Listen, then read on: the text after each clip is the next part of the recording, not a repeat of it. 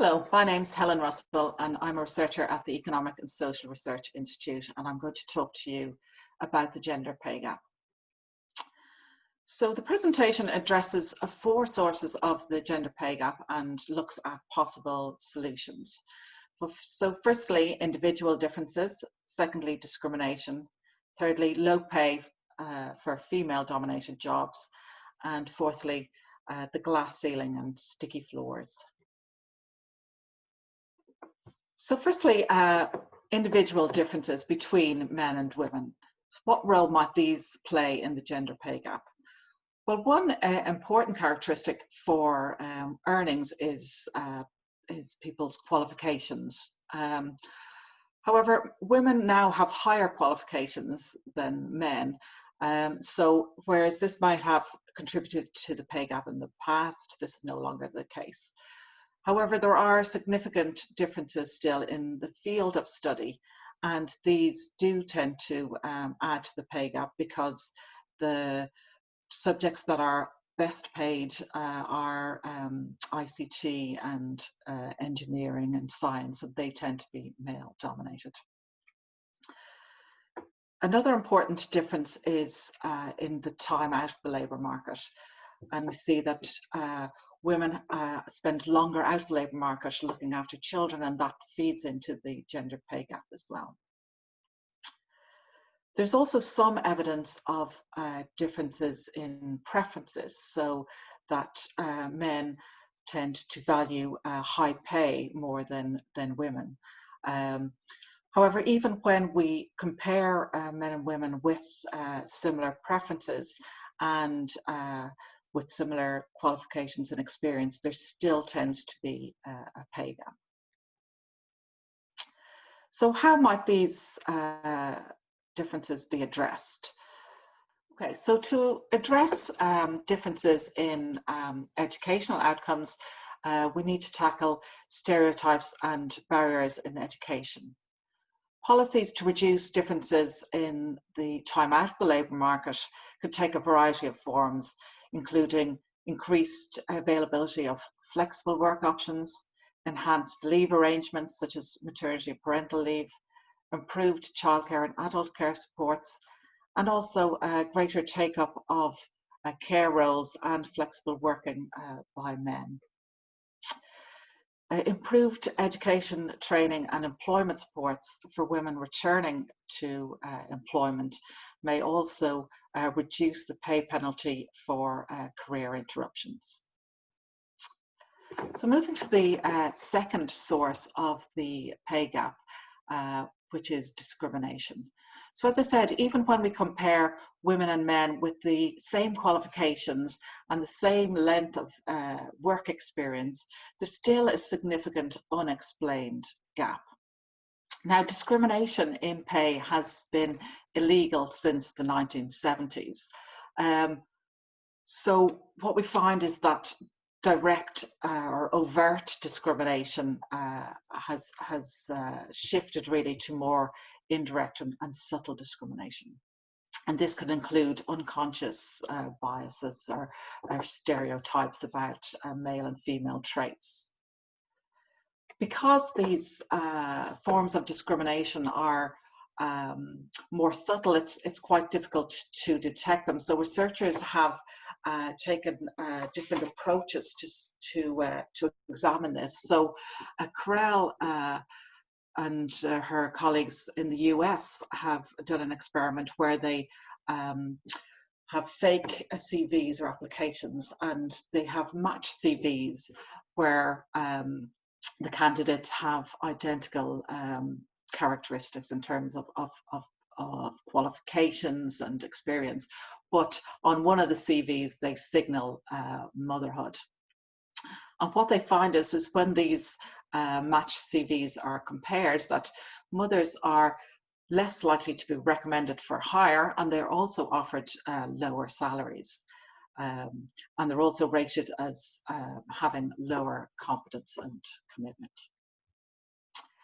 So how might discrimination be addressed? One option is more formal policies in the workplace. So this includes recruitment policies, promotion procedures, having formal equality policies, and training those who are involved in recruitment and promotion practices. Another option is the introduction of pay transparency legislation, and this is something that the EU has recommended. The Gender Pay Gap Information Bill lapsed with the dissolution of the DAL, but so there is an opportunity to introduce such legislation again. And this requires employers to report the gender pay gap within their organisations and to set up plans for how they're going to address those gaps. So the third source of gender pay inequalities is the low pay in female-dominated jobs. So there's a pay penalty for both women and men who work in female-dominated jobs.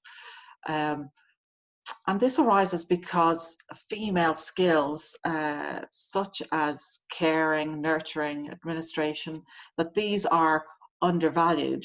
And it's been argued that this is partly because these are tasks or skills that are used for unpaid work in the home.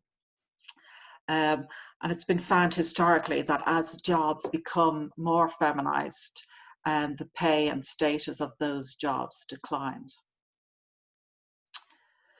So to address these sort of structural inequalities, a range of policies have been proposed.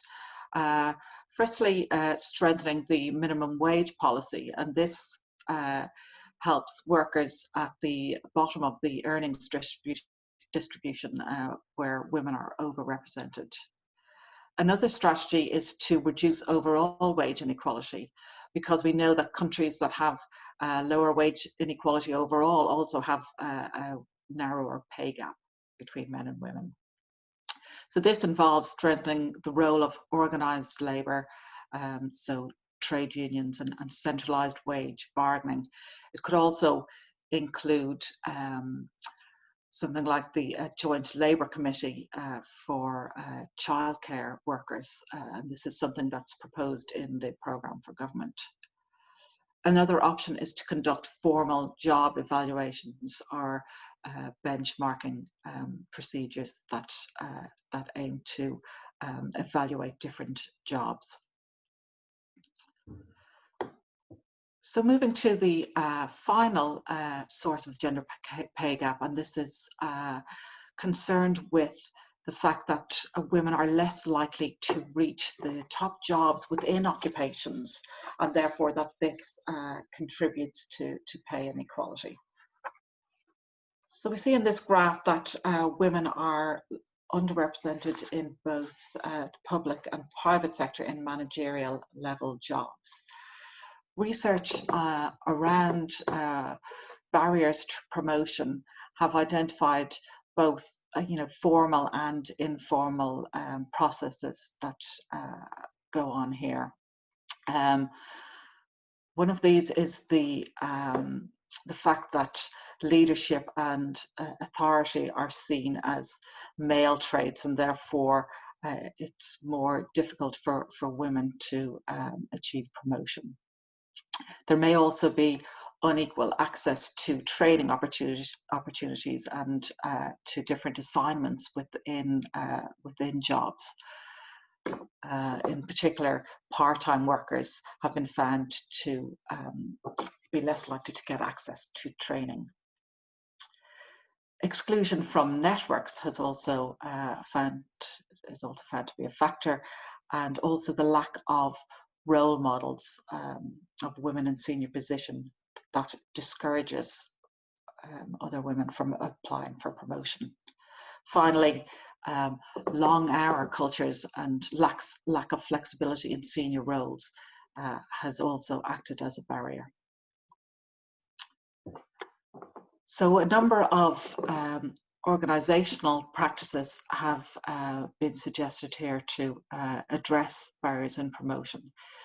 These include mentoring programs, and it's been found that providing support to female candidates has improved their chances of advancement within the organisation. Targets and quotas are also an option here. So, for example, within the universities, we've seen recently that they've introduced female-only professorships to tackle gender inequalities there. Extending flexible working practices to higher positions and normalising the take-up of those options for both men and women is another practice that could be introduced.